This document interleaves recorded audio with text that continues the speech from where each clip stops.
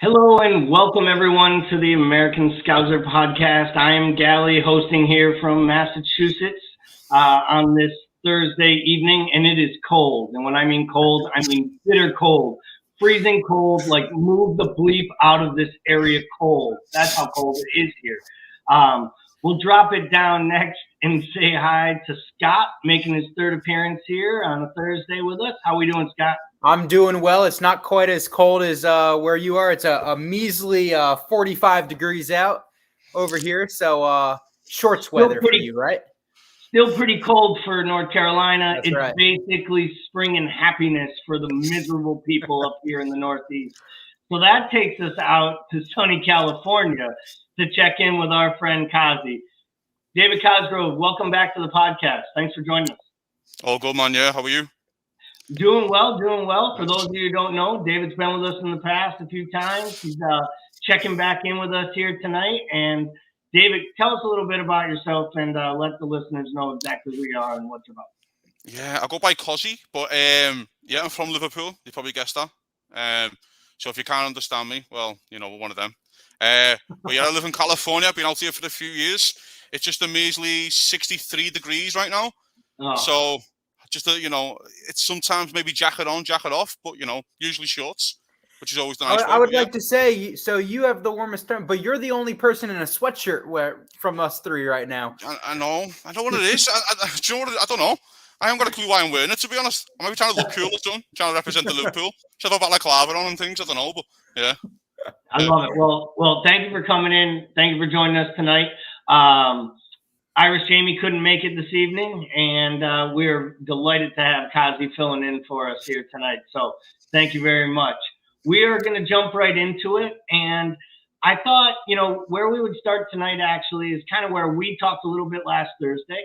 But seeing that we have an actual Liverpoolian here on the podcast, I didn't think we could start a shot to Wembley and not at least get Kazi's thoughts here on what it means to you as a supporter to, you know, see the club back in a domestic cup final, and, you know, the excitement it brings to you and what you're hoping to see come the end of February from our lads.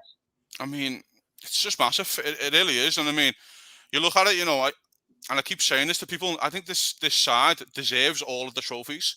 If this sides go on and Klopp leaves in 3 years and only wins 2 trophies, well, 2 major trophies at least, you know, we can actually sit there and go, well, you've kind of underachieved really for the quality we have. You know, only one team can win the league and only one team can win the Champions League. So why can't we go out and try and win the others? It kind of frustrates me really when this kind of trophy gets disrespected a little bit. You know, when it kind of gets knocked to the side. Liverpool are the record holders of this trophy. You know, our former managers in the past and our successful sides used to want to win this trophy all the time.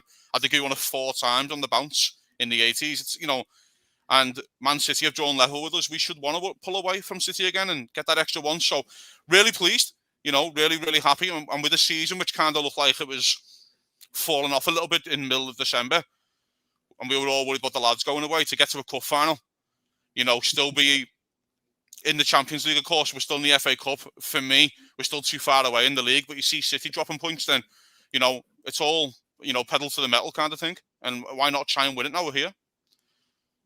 Yeah, I love it. And I feel the exact same way. You know, when I started first following this club really, you know, day in and day out, and being able to actually watch every match, which is probably about 10, 15 years ago when games were actually available here stateside for sure. I really got drawn into the cup runs because at that time we were a club that was our admiration, right? When we made the deep run and Dalglish was the manager and we played at Cardiff, in their stadium in Wales, I was like, this is brilliant. Like, this is great. I can understand why people fall in love with this sport and why, because a club that can't win can still win something.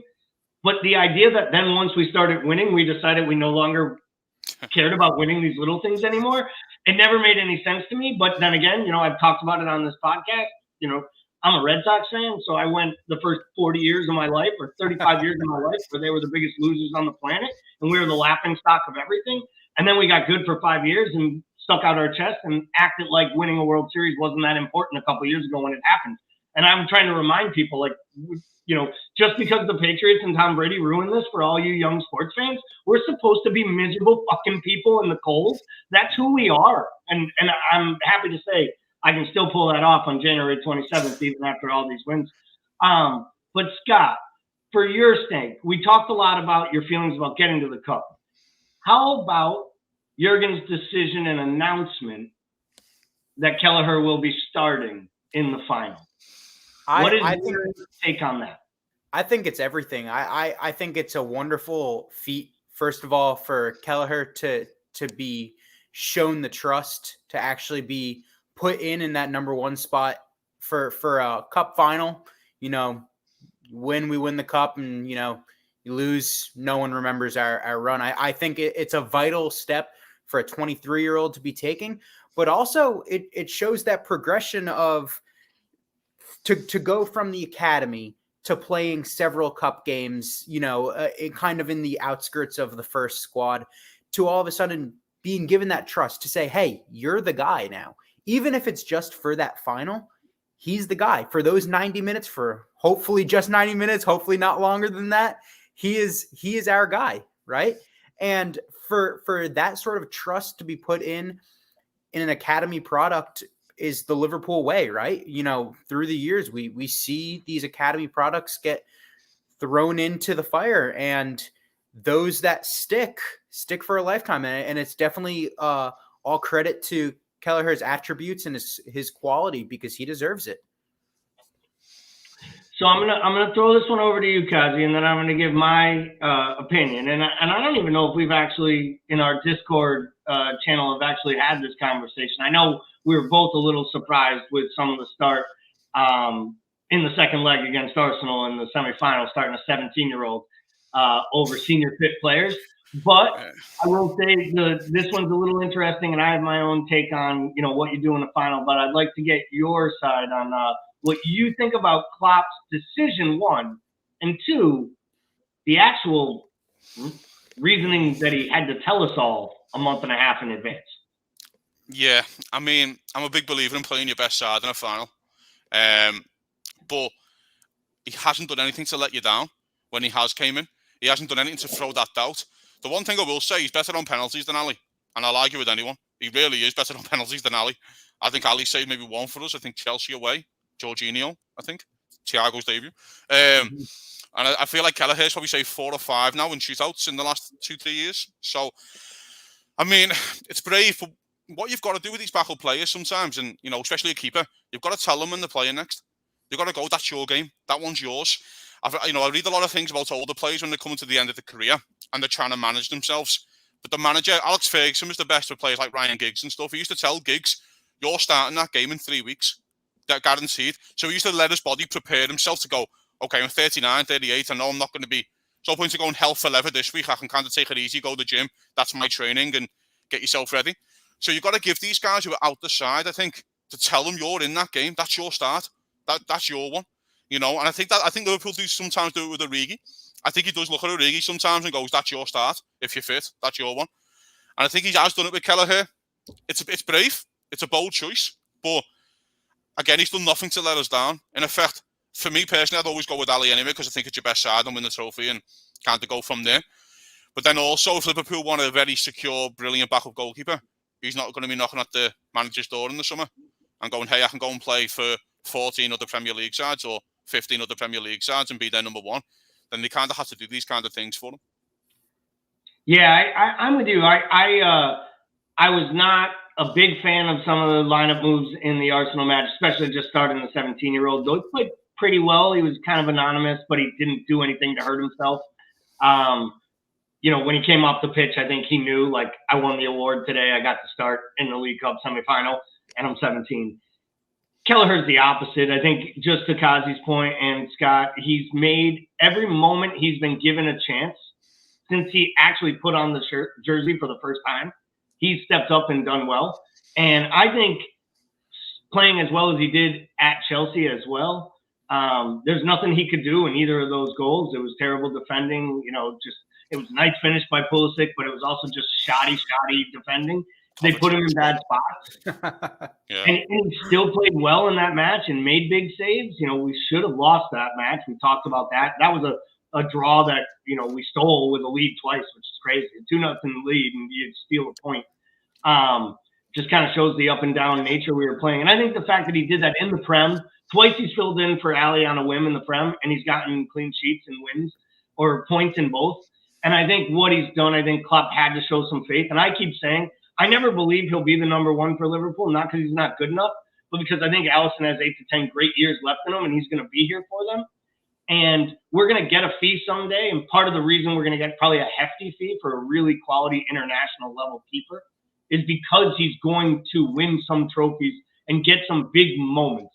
And I think Klopp is rewarding him now. And I think this is a huge difference from having Adrian as your number 2 or having a legitimate international as your number 2. So scary that all three of us agree, other than the fact that I think me and Kazi would like to still start our best 11, but I think we understand why we have to start this young man in this next match coming up. So that's exciting. Can't wait to get to the League Cup final. Obviously, we are competing in the league, and Kazi touched on it earlier. It is touch and go, right? The good folks at USA, and I only say USA because, you know, they stole NBC out from under us because soccer clearly in America couldn't post its own channel on Saturday mornings. We had to go to USA. And they keep reminding us that we are in a title race, right? So anytime I think of that, it just kind of makes me laugh. And then I think we should probably look at that table. So here's that top half of the table. City is still clearly out in front. We have a couple games in hand, obviously, plus the head-to-head matchup. If you were putting yourself out there right now, Kazi, what is it going to take for Liverpool to truly have a title opportunity come May? I mean more from a City standpoint, obviously, because I think we all know a lot of this has to dictate on how it transpires with City. It's probably 10 injuries, maybe 12 for City. I mean, let's look at it right. The table's up right now. We're 9 points off. We've got this game in hand. You win your game in hand, you're 6 points off. But you're not 6 points, you're 3 games because you have a better goal difference. So you can win your 2 games and gain 6 points. They might lose 2, but they're still ahead because of the goal difference. Yes, of course, it's not a lot, but it's still a point. Technically, it's still a point that they are ahead. So technically, you want them to drop points in 3 games. Of course, Liverpool have got to play them. I understand that, right? We're asking Man City probably to lose 4, 5 in the next 17 games for them, or 16 games, or whatever it is left. I don't think they've done that since Pep's first season, 5 years ago. They had a slip up on the weekend, and let's get it right. They battered Southampton, especially in the second half. They played well. Southampton were very lucky to get a draw. And Liverpool, you're asking Liverpool to go perfect. Liverpool have to go perfect to have a chance, in my opinion. I don't see it. And it's not that I don't believe this Liverpool side can go perfect anymore, but I also don't believe this City side will drop 10 points towards the end of the season. I also think the international breaks kind of come at the right time for them. Let them go away. Get that Southampton result out. I know people go, we can want to play straight again to right the wrong. I think on this one, I think they can go away, then come back and go, that's forgotten about now. That's your last one. That's your only drop. Is that the first time they dropped points in 12 games, I think? I think more. I think it was 14 on this bounce. Come on. This Liverpool side, 2 years ago, I'd half fancy it, but not this Liverpool side. We can see far too many goals for this Liverpool side to think about going perfect again. Yeah, and you know, Sparky Parky jumps in here with City collapses is the only way. I'll add the for them. But and it really is. It's the only way. Because let's be honest, if they don't have an absolute collapse, we're not going to go perfect. I mean, we drop points against clubs like Brentford and Brighton and clubs like that all the time. I mean, we were hanging on against Crystal Palace after outplaying them and up 2-0 like it should have been good night the lights. And it wasn't. And as soon as we conceded, we knew that there was a chance that it was game on. And without the penalty, who knows if we hold on or we don't end up with a draw in that match against Palace. And it's not hard for me to be a little bit critical because I feel like that is where we're at right now with this club. They dropped a level somewhere defensively. They dropped a level of intensity. And these same guys that we gave the mentality monsters 2 years ago, we have to question why it is that they struggle with seeing out victories. So, Scott, with the league the way that it is, what you're seeing at the top of the table, how do you see the second half playing out? And what is your opinion on the top 4 race overall? We'll do this a little bit more of a broader scope as well. And coming into that tight race, where do you see that going? I think that obviously Liverpool have quite the uphill climb to face initially. Just we have what, 16 games left, or 16 games left, and we have a 9-point differential. The fact that we're coming up against one of the historically best Premier League squads as a whole is a mountain climb. And I'm not just talking about a starting 11. I'm talking about Manchester City's ability to rotate 4, 5, 6, even 7 players at a time from their squad and effectively not change their quality of play. For that luxury to have week in, week out for them is a blessing for them. Obviously, a $1 billion blessing for them, but a blessing nonetheless. And when you look at our squad and you see the fact that we are this close, obviously, it's kind of a testament to the quality that we have. But once you go beyond the starting 11, the maybe top 12, 13 players of Liverpool, you see a drastic decline. And I think that is where ultimately that race, gets a whole lot tougher. Now, I'm a Liverpool fan. I'm going to believe, I do think we have the skill, the ability to make that, differential a whole lot smaller to get there and hopefully, win the league. But it's not just about us right now. We're 9 points back. We have a game in hand, but we're 9 points back. It's not just about how well we play.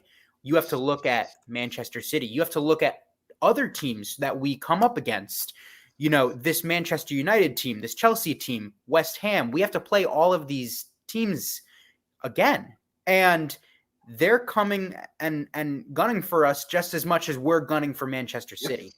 And until teams look at Manchester City and believe, hey, we can get a point from them, which I don't see happening from a Brighton, or I don't see happening from a Crystal Palace. They're not going up against Manchester City and believing in that they really can get 3 points. Until they see that, this is going to be a very difficult, battle for sure.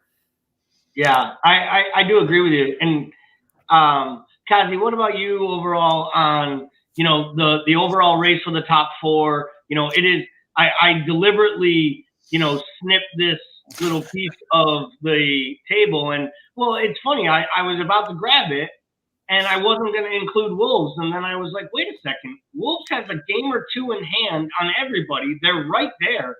And I could argue, Wolves only got 1 point in their first 3 games, and they outplayed all 3 teams that they played in those first 3 matches under Bruno Lage. If they got any results there, they'd be firmly in this top 4 race, just like West Ham, and we'd all be talking about them as maybe the surprise of the season. So I was like, you know what, we'll count them, because how fun would it be if Wolves finished ahead of United? I mean, Wolves are also losing the greatest player of all time, going to Barcelona. The move that he deserves. We're gonna get there, Kazi. Don't you worry. We're not getting through a show without getting there. But no, listen, I mean, Wolves are fantastic. Liverpool were lucky to get a 3 off them. We played well that game, to be fair. We deserved the points, but they defended really well. I mean, looking at that table now, I'll get back to the race, but I always say to teams, and fans need to hear this, draws kill seasons, not losses. Draws. Liverpool are the only side to lose 2 games in a season and not win the league. And that was in 08-09 when we drew 11, I believe. And then we're the only team in the history of football to lose 1 game in the league and not win it, which is when we finished on 97 points. So, and that's in the history of football. So the draws kill seasons, and those 6 draws are killing us. But if you ask me right now, I do feel like it's United. I would have said Arsenal 2-3 games ago. I just felt I really liked them, what they were doing. But then I don't feel like they've got enough goals there still. I understand why they're looking at Calvert-Lewin. I get that signing massively. And if they can get that over the line before the window, that might change things. There's a lot of things right now about Everton. We're trying to wait till the summer. But money talks, and £60 million right now for them, or 25 million when they get relegated. Then, it's a tough call, really. But yeah, so I'll probably say United and Chelsea, of course, still right now. I still think Chelsea got too much. The one that's kind of the sneaky one, I know what you're going to say, Gary. You're going to say Spurs because you think they're the best side of the top 6. But I just feel like with United, with Ronaldo, I still think he'll get enough game winners in them, which will kind of get them over the line, really. Yeah, and you know me, Kazi, I've been there, and it's not as much I think they're the best squad or the best. I think the fact that I do believe they have the best manager outside of the top 3 I think they have the best manager outside of the top 2, honestly. I think Conte is as good a manager as Tuchel. I think basically, if Ralph Ragnick hadn't managed a team in almost a decade, really, not a successful one in almost 8 years. He builds teams, and he's doing a good job. You can see it with United. I saw it a little bit in the last match. I'm starting to feel like you are too. I think if they continue to get a turn out of Bruno and get more of the Bruno from last year, and they have that playmaker, you're right. Ronaldo will run into enough goals to see them to 4th place. I still come back to the fact that I believe that Harry Kane and Heung-min Son are the 2 best players on any team outside of Liverpool, Chelsea, or Manchester City in the league. I genuinely believe that. I think Harry Kane and Heung-min Son are as good. I guess maybe Bruno, is probably up there, and maybe Rashford when he's on his coin, but he's not right now. I just have a hard time with a 37-year-old who's struggling to compete. And I still feel like, it's going to get ugly for United at some point, just because it feels like that club still has that dark cloud. And that dark cloud really is Alex Ferguson. He's been hanging around since the day he showed up. He brought them all those trophies, and it also brought all the angst and anxiety. And I like to believe it's exactly what's going to happen to all my friends here in New England when Bill Belichick leaves the Patriots. He's just going to leave, and they're just going to watch like a misery of lifetime of freaking hell. And and they're going to earn every right of it. And I hope this thing happens to United the rest of the way. I feel like with United, Alex Ferguson still leaves cardboard cutouts behind each door. So when they walk in, he's still there. Yeah, exactly. I think with United, though, you have to look at, skill aside, right? You can look at all of these teams fighting for this 4th spot, and each one individually have quality players. But I truly believe that the most important part of a professional player is their mentality. Is their mentality and their desire and their ability to keep their heads in a game. And I just don't see that from any United player. And the fact I believe that does come from a manager, and, obviously it's an anomaly, right? But that Spurs-Leicester game, 2-1 down in the 95th minute, and they come back to win 3-2. That game, had it been played without Conte as their manager, ends 2-1. No doubt about it. It's the aggression and the desire and the focus and the mentality that comes from a manager brought down to their players, how they expect them to play. And honestly, you see that with Spurs. I think that Arsenal have it in them sometimes. United and West Ham, I don't really see. And I think that's where those differences will come at the end of the table, honestly. Saddest part is we spent this whole little segment talking about all these clubs, right? We even gave Wolves a pub, right, a pop. We took a shot at Arsenal. We talked about, mentioned everybody. And until Scott said West Ham didn't have a chance, we didn't even mention the team who's probably punched above their weight and honestly has played better for 12 months than maybe any 12 months in their club's history, probably going back to like the 40s or 50s, when they were more competitive. And to be honest, I love the idea of David Moyes taking a team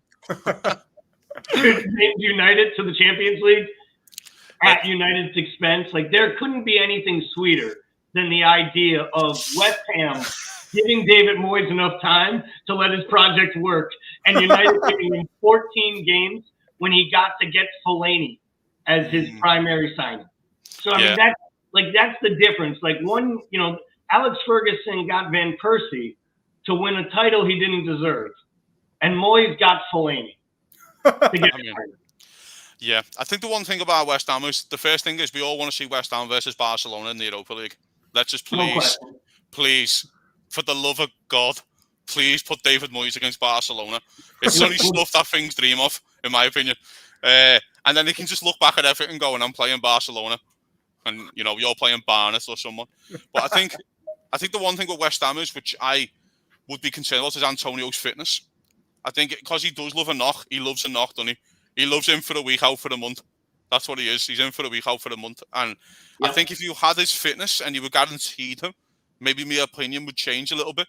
But I think not with his fitness issues. Because I do think he scores goals anyway. I still think he could do a job for most sides in the league. Like off the bench and things like that, for Liverpool especially. I think he'll cause nightmares for people. So, but yeah, just his fitness worries me.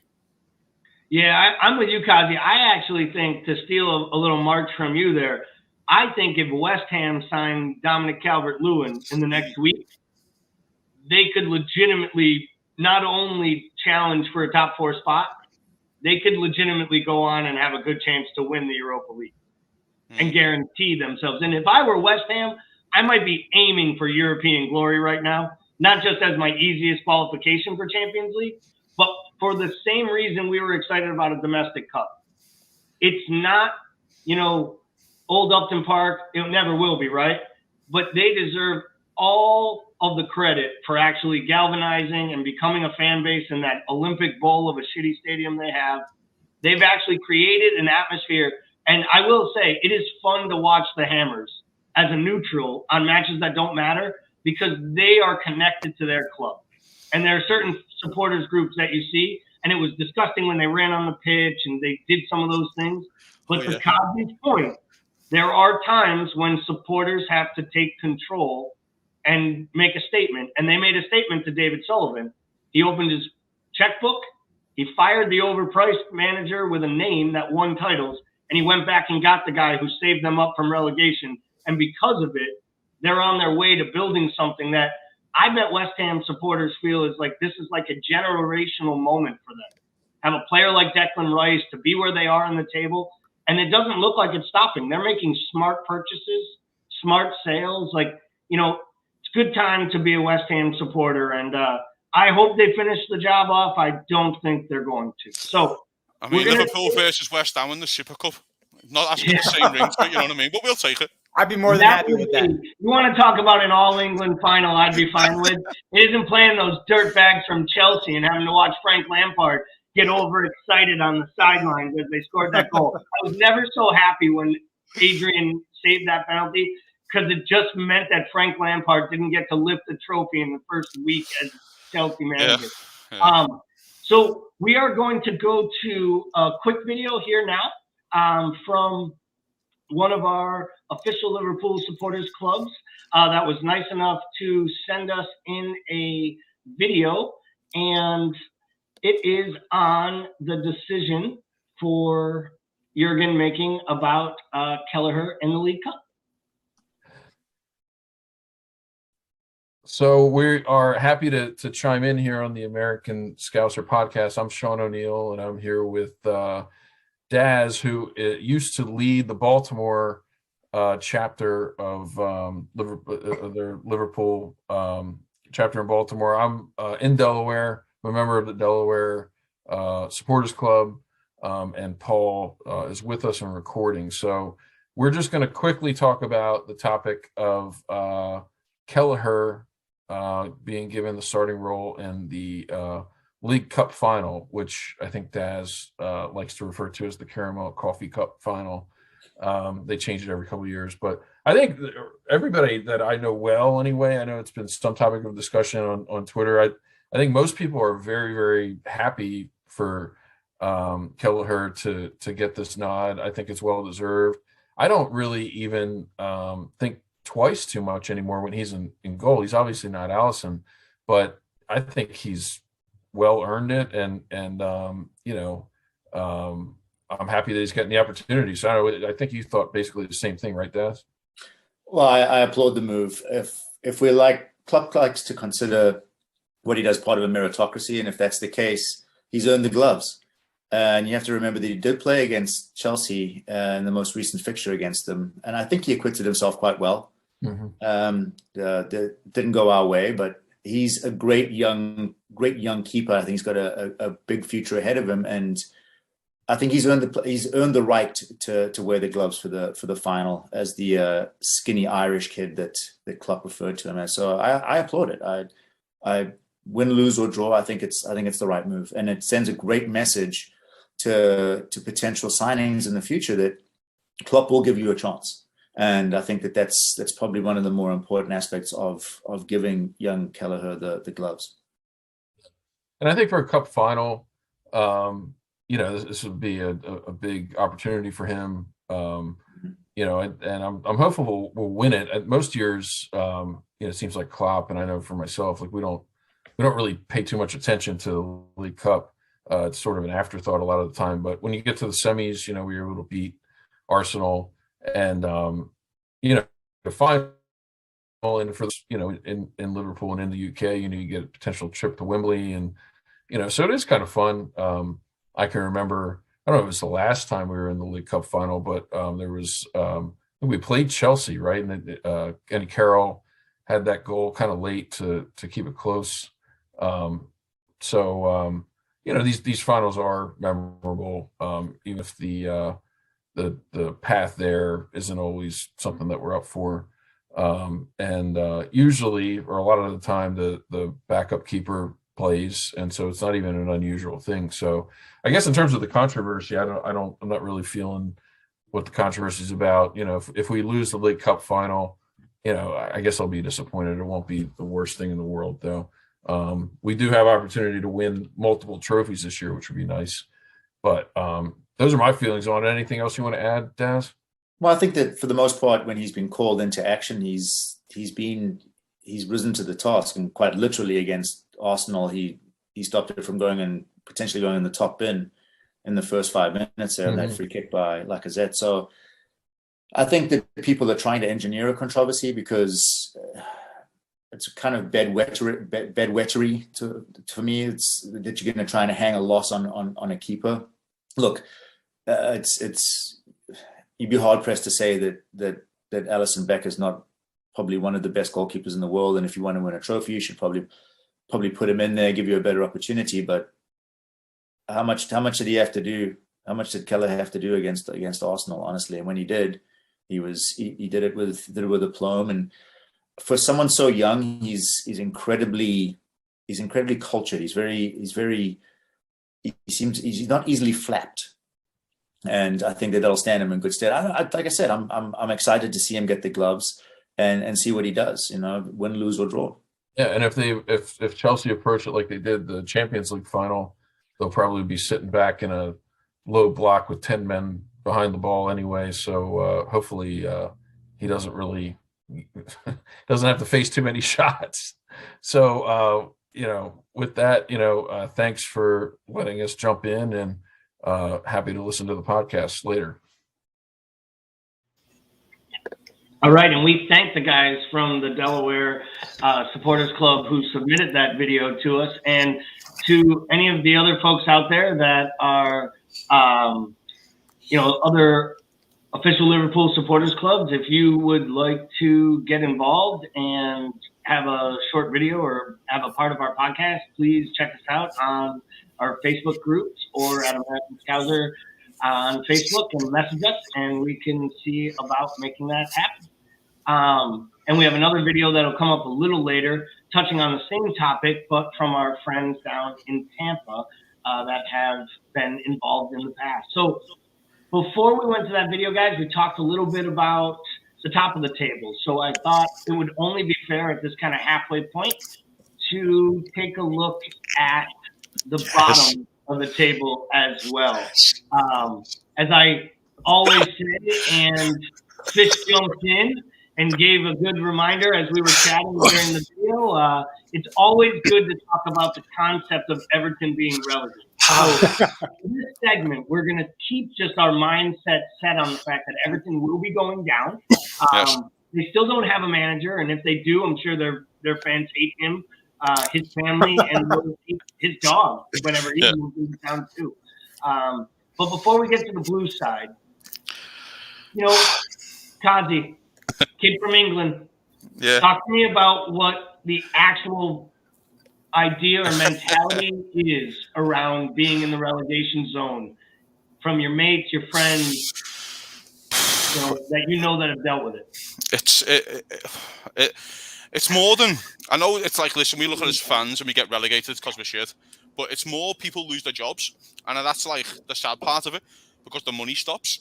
It also stops teams, for example, who suck in the NFL, or like my Sacramento Kings, who are just trying to lose games towards the end of the NBA season to try and get a draft pick. All that shit stops. Like, every single game matters, in effect. It is the worst. I couldn't imagine a worse feeling. I remember I used to go all the games in under Roy Hodgson when I was living back in England, and it was just like, we were 19, 20 games in, and we were like 15th in the league, and you're like, we actually might go down here. I remember losing to Wolves 1-0 at home. They were bottom of the league, Wolves, on, I think it was December the 27th. And I walked out on the 70th minute. We never had a shot on target. And I walked out on the 70th minute. I never forget it. I'm not religious at all. I looked up to the sky going, where do we go from here? Like, we actually might get relegated. And then, yeah, exactly, yeah. Like anything of the toffees, to be fair. But no, on a serious note, of course, we can all laugh, but people do lose their jobs. It is massive. It's huge. And teams, for example, like Everton, who have a stadium that they're trying to build, have players on over £100,000 a week, getting relegated. You might never come back up for 5 to 10 years. It took Leeds 16 years, to come back up. Derby might never come back up. They might cease to exist in the next 2 months. Teams like Coventry, who've turned their back to hill to try and get promoted and don't get promoted. So it's nervous times if I was the one club in there, which is Everton, because they haven't been in there before. I think Leeds are set if they do go down. I think Brentford are. Norwich are up and down more, than a horse knickers, as we say. And then, Newcastle have kind of got the money where they can get back up themselves. Watford, the same. And I think Sean Dyche is just Sean Dyche and just can grind anything to a halt. So, I mean, the only one club I'd suffer for to not come back up is the one I do not want to come back up. So, Yeah, what do you think looking at that table as it stands now? It is hard with the alternate games in hand.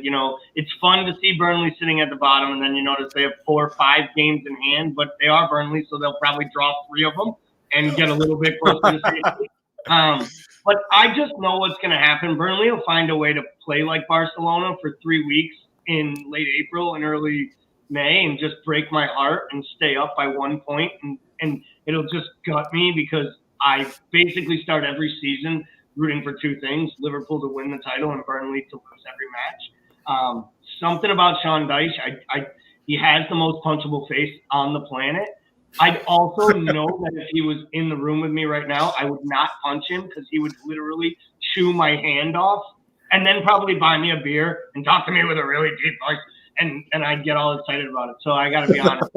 It's like a love-hate relationship with the Dyche. So where do you see this one going, Fish? And who would you tab for the drop? I have to say, just to work off Kazi's point, I think relegation can only be the most demoralizing just thought and demoralizing, possibility for any club.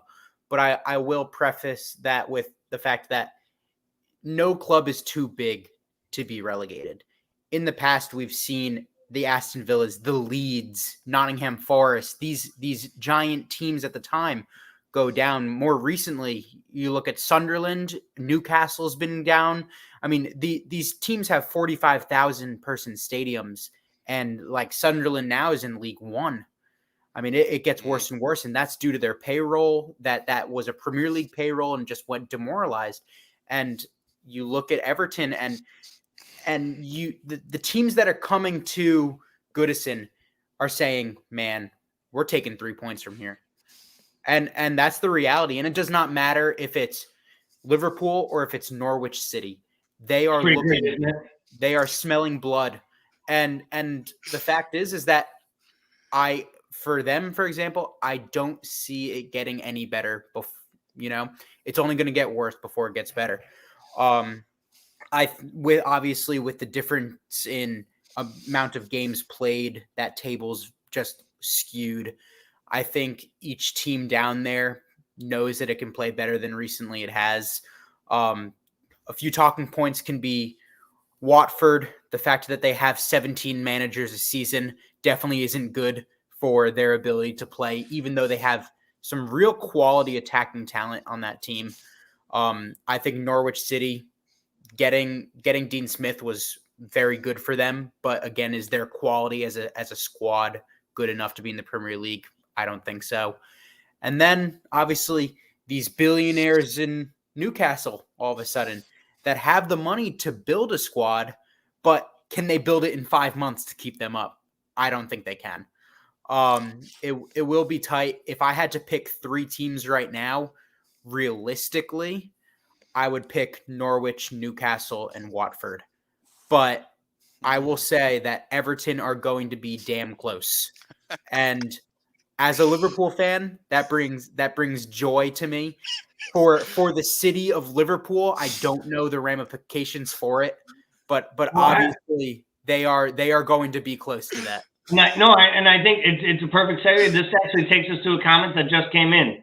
And, for those on the podcast, I both want to see Everton relegated and also don't, because the banter between LFC and Poppy supporters is golden. And we're going to wrap this up as we kind of give our final relegation ideas, but I'm going to toss this one to Kazi, because in our Discord channel, and for those of you who see the bottom banner here, please, follow our links or ask for an invite. We'd love to have you join our community.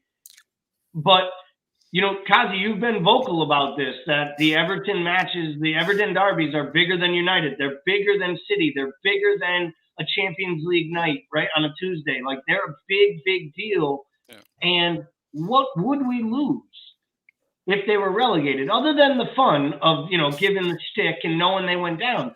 Would it be better, or would it be bad for the pubs, for the patrons, for the people who need the jobs, for what you're talking about for the city that I'm pretty sure you love, that you grew up? Yeah. I mean, yes, in that sense, yes.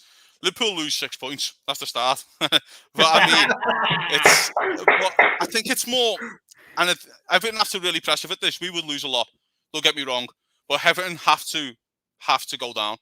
Everton have been knocking on this door for a long time, by the way. Everton have been signing after signing for 5-6 years now, knocking on the door. And it screams of Aston Villa when they went down. When Remy Gard took over for like 2 months. This is what this Pereira looks like. He looks like their Remy Gard kind of manager. Let's get this right towards Everton, right? And I study Everton more than I study Liverpool. They've won 1 game out of 13. They won the first 4 or something like that, right? Which kind of got them the points that they're on now. They've won 1 game out of 13. And we expect Everton to go and win 6-7 games towards the end of the season. I can't see it. And people keep telling me that Calvert-Lewin's back and Richarlison's back. That's fine. But if you can't keep the ball from going in the other net, you can have Pele and Maradona, but you've got to be able to defend. The issue, and Everton, again, have been knocking on this door. Everton, for me, will get relegated, and I'm not just saying that as a bias thing. I just don't see. And the reason I say that, all the other teams around them were all expected to fight relegation, and they've all been there, and they all know what it's like to be down there and learn how to struggle. Everton have not, and it's been bad decision after bad decision, and it's catching up. Spent 500 million in 6 years. They have Right. 2 sellable players, and that's the 2 strikers. That's it. The rest The only wouldn't two fill players they don't want to sell. literally, it's getting to the stage where you get, well, people are saying 60 million for Calvert-Lewin, maybe 50 million for the Charlison, and the rest are probably worth about $60 between them. Like, I mean, I just, and I'm not even me like being like biased or like being bitter and things. I'm like genuinely looking at the squad. Yeah, the best way I can put it is, like, as you just said before brilliantly, sides are going there and expecting 3 points. So you said Watford put 5 past them. This Watford side, one of the worst sides I've ever seen. This like, apart from the strikers, of course, the rest are they're average. You know, Brighton go there and score 3. Brighton, I think the two or 3-0 up. I think Brighton go, and you're thinking to yourself, "Hang on a minute, Norwich. We all agree that Norwich are one of the worst sides in the league. They're 2-0 up inside 20 minutes. Like, what are you telling them in the dressing room? At least you know where's your leaders, where's your Michael Keane, where's your Alan? Alan's played Champions League football. Michael Keane's been at Man United. Yerry Mina's been at Barcelona. Where are you grabbing these lads and going, what the fuck are you doing? Yeah, Kazi, that's a great point. I mean, great point. The fact that they haven't been in that relegation mentality before, and it's terrifying. And I don't see the characters on that team to dig your cleats in and go and get a game and get points to keep them up there. Yeah, I don't see it. Well, that's been my big thing with a lot of these teams. Like everyone, I know it's easy to poke fun at the Newcastle and the money owners and all this. I think the business they've done has been the best they could do. They brought in a striker who scores goals in the Premier League and hurt the direct rival. They brought in an international level fullback for $12 million that was in Champions League quarterfinal last year, and the manager tried to keep it at Madrid. They like Trippier in Madrid, which is crazy because we talk about a punchable face from Burnley. Kieran Trippier holds that role all day. I feel like the business they've done has been okay. I thought even getting Eddie Howe, not a world-beating manager, and he probably will get the sack in the summer when he keeps him up. That's how the princes, they won't cut his head off, but they will, just relieve him of his duties and give him a nice golden parachute on the way out. But that's fine. All they need to do is stay up. Their job is staying up. If they can stay up for 5 months, then they can invest in the squad. I keep arguing with people in the Discord about the buys they're having. They're like, well, they're not long-term purchases. This is a 5-month job. Yes. Survival. Yeah. And if they stay up, and I think they will, I think Newcastle is the team I have the most confidence figuring it out. You can almost see it in their play recently. 1-2 defenders, and I think they come across it. I think the team that I'm worried about a little that I love is Brentford because they're actually sinking like a stone right now. They haven't picked up a point in a while. They keep dropping, and they have a hard run. And I just feel like it could snowball for them where quickly they realize, like Watford and Norwich, they are championship sides except for strikers. Yeah. Like all they have are strikers, but the problem is strikers, they win you 10 points a year. Yeah. It's the 10 points your keeper wins you, and those other 20 points you need the rest of the team to get that keep you up at the old 40 points, and now you don't even need 40. So we have one more short video to jump into from our friends in Tampa. Then we're going to come back. We're going to talk about some transfers, and we're going to wrap this thing up. Awesome. Fire. Hey, it's David from Tampa Bay Cop Talk. I'm here with Andrew, my co-host. What's going on, Andrew? It's good. It's all right. I'm recovered. As of this recording, though, Sadio Mane has a concussion. He's in the hospital. I don't need that for my nerves, but we move on. Well, I'm not talking about international breaks. Won't do it. Yeah, no, don't. Let's not do that. Let's talk about something more exciting. Yeah. So Liverpool makes the League Cup final, and it took 2 days for Klopp to say that Queven Kelleher is gonna start in the final. I don't know about you, but I'm excited for this kid. What do you think? Oh yeah, no, absolutely. He's impressed me, in every game he's been in. I don't think he's put a foot wrong. I like he's brave on the ball as well. So he's obviously, learning from Allison and learning from that coaching staff. You could argue that I'm okay with everything as long as he doesn't pull a Kepa and refuse to come off for a penalty shootout if Klopp says that. But we all know he's got a good head on his shoulders, so that won't happen. I have no ifs and buts about it at the moment. I have no, qualms about it. However, that being said, ultimately, I would feel better if my boy Ali was back there and everything would be fine. I wouldn't worry about it. We would, but he deserves it at the end of the day. He does. I think for me, it bothers me when coaches, they go through the whole League Cup with the kids, and they're the ones that get the team to the final. And they get to the final and they go with their straight up Premier League 11. It's like, what is the reward for the kids? Like, you got to give them that opportunity, and it's a good opportunity for them to learn how to win things.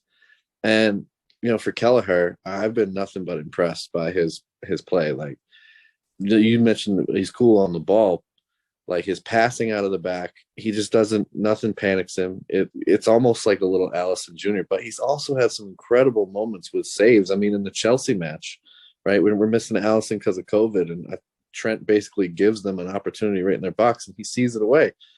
So, I think he shows the experience. He's got the shot stopping ability. He won the match against Leicester on penalties with his saves. So yeah, like all around, kid deserves it. I'm happy for him, and I hope he's not the only kid that plays the League Cup. Not kid, but like younger guy that plays the League Cup. I'd like to see somebody like a Curtis Jones maybe get us a chance. He's coming right along in his Liverpool career, and for him to be on the pitch for a final would be a great experience. So, I think there's a couple of candidates within the squad that could see minutes or maybe even start in that final. Yeah, no, there's definitely opportunities. And to your point, that's like great man management. I mean, what the hell? It's like, what the hell am I working so hard for if I can't make it to the final? And I mean, I'm not a professional athlete, so I don't know how I would take it. But at the same time, I can understand Klopp going either way in terms of rewarding the kids that got you there, so to speak, and then obviously going with your tried and trusted. But that being said, obviously over the moon for this guy. I try to watch him and take things off of him for our Sunday league team. It's not really working out, but hey, I can only try. If you can get his left foot, that'd be great. Oh my God. Yeah, that would be beautiful. But yeah. All right. Well, that's it for us. See you next time. See you next time. Bye. Thank you again to our friends at Tampa Bay Cop Talk for helping us out with that video and their submission and their thoughts. So I guess everybody is comfortable with Ali in goal, or Kelleher in goal and Ali on the bench. Everyone but Bickler, which basically means that ultimately everyone might be right. So I thought we'd talk about transfers and then realize there really isn't a reason to do a whole hour on that when we're talking about Liverpool. But if Kazi thought that we were going to get through an American Scouser podcast without talking about the impending news of this man's transfer, and I wasn't about to put up a picture of him running down the wing. I wasn't going to put up a picture of baby oil being applied. I mean, if we're going to show why the man was bought, we should show why the man was bought. I mean, look at that arm. Really. He's an absolute god, isn't he? Absolutely. I might pay $30 million. I might pay $30 million for that bicep, but I wouldn't be able to carry the title of built like a 15-year-old unless there was a 15-year-old on the planet built like that. Wow. Yeah. I mean, all right. Yeah. Talk to us, Kazi. Tell us about your boy. You know what, right? This is kind of like took on a world of its own, and I'm glad I kind of get a chance to explain it. I think he does loads for Liverpool, and hear me out. I don't think there's an answer to the argument of if you're chasing a game, is he a more dangerous sub? Because I don't believe he is. As a sub, I'm not saying I want him to start over Salah or Matt. I'm not saying that. I'm saying for me, is he a better option than Origi? Yes. Is he a better option than Taki? Most definitely. Right? So it's these kind of... And when the fee was getting touted 20 million, my argument was, I don't think I can think of a better player to sign for under 20 million quid or around that thing. Because what he also does for Liverpool, which people kind of forget, he used to play right back. So he can also do a second job right back. If you're going to do Nico Williams for 15, 20, I'd rather have Traore over Nico Williams, because Traore does me 4 or 5 different spots and Nico can do me 1. So there's parts in games when Liverpool, for example, are 2-1 up in games and not drawing games 2-2, where you can go 15 minutes to go to Traore. What's my job, Gaffer? Get the ball and run that way. and give our defenders 45 seconds just to get the breath, hold them up, win a foul. I'm not asking him to come in and replace our front three. Do you know what I mean? And I understand completely why Conte wanted him, because he plays a back three. He will be a fantastic wing back for anyone. And I just thought, of all our options off the bench, even when we're fully fit, I don't think there was a better option for 20 million quid than Adama Traore. And people can sit there and go, well, his end product and all this. I'm not asking him to start football games for Liverpool Football Club. I do not want him to come on and score hat-tricks unless he can. I'm asking him to win the ball out the field and get us up the pitch in certain moments. And if Liverpool want to be the complete side, Liverpool need players like that. Liverpool need, we want all options, don't we? We want that kind of player for that kind of option. You know what I mean? You've seen some of for example, our League Cup sides this year. We put Kay Gordon in there, 17, and he might have a high ceiling. If Traore was at Liverpool, Traore starts that game. He's not playing Kay Gordon. You know what I mean? He's not playing for example, I know it's a bit different, but Conor Bradley played right back against Preston. It's that kind of thing where he would have played him. So, my big loving from Traore is just more of an option player and not him to come in and start games for Liverpool unless it's a League Cup game or certain moments. Totally fair, and you knew there was zero. You brought him up yourself, so there was zero chance I could get through an entire podcast hosting you and not bring it up. And just because it's fun to look at, we're going to look at it again. What exactly was your thought process behind the process?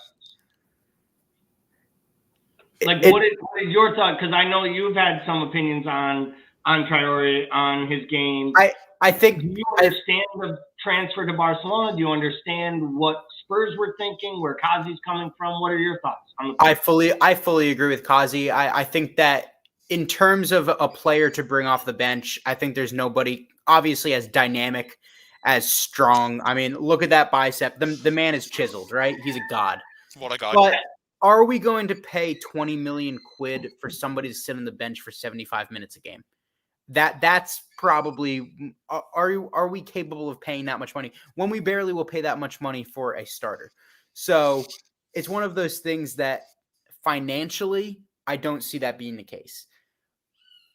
Spurs, Conte obviously would love that sort of player. Right now, they just decided to bring Doherty into the squad after missing the entire beginning of the season.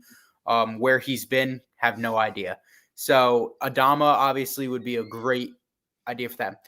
Why Barcelona think that he is going to save their season, I have no clue. That man has digressed from the La Masia of, Barcelona so far and away. It is a different style of play that he has from anything that they want or want to strive towards Barcelona, that is going backwards. They continuously make poor decisions, and I am all for it. Let them make their decisions. He does. I will say, he looks to me a Premier League player. Like, he left Barcelona as a youth player. Let's be honest. He looks like a bleeping middle linebacker, and he could be playing for the Bears. Like, that's what he looks like. He just happens to play right wing. But he looks to me like a Premier League player. I do feel like he should have. I wish he had gone to Spurs. I think he could have done a job at Spurs. I think he could have done a job at West Ham. I think he could have helped a lot of clubs in the Premier League. And to Kazi's point, he might have been able to help Liverpool. I don't know that he would have fit, just because I don't know that Jurgen would ever. Because again, we've talked about this, and this is a topic for another podcast, not for one with 1 minute to go.